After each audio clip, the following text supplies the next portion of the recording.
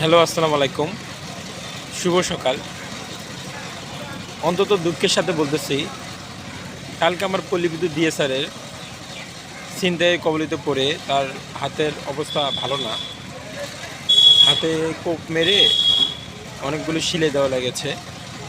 আমি আপনাদেরকে এই ভিডিওতে দেখাবো তার বর্তমান পরিস্থিতি কেমন। কালকে রাত 10:30টার দিকে এই কাহিনী ঘটে যায়। তো আমি সে সময় ছিলাম পল্লী বিদ্যুতে এবং তার এই ঘটনা হয় জিরানিতে, মানে জিরানিতে আসার সময়।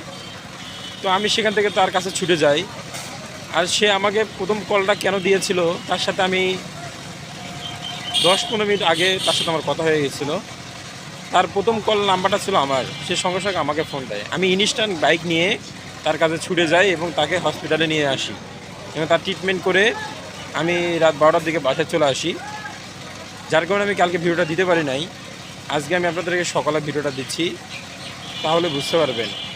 বিষয়টা হলো কি, একটা ছেলের সাথে আমাদের কমিউনিকেশন থাকা খুবই জরুরি, এবং সেটা ডিএসআর হোক এবং সেলস অফিসার হোক, আমাদের নিজেদের স্বার্থে, সবার স্বার্থে এগুলো কাজ আমাদের কন্টিনিউ করা উচিত। এটা আমাদের জন্য খুবই মঙ্গলজনক। রুবেল, তুমি যে কাজটা করছো এটা আসলে অনেক সাহসিকতা। বিষয়টা হচ্ছে, ওর টাকাগুলো নিতে পারে নাই, আবার সে ব্যাগটা ছিনিয়ে নিয়ে দৌ মারে এবং কি বলে, যারা ছিনতাইকারী ছিল তারা কোপ মারে, তার আঙ্গুলে আঘাত পায়, ব্যাগটা ছিঁড়ে যায়।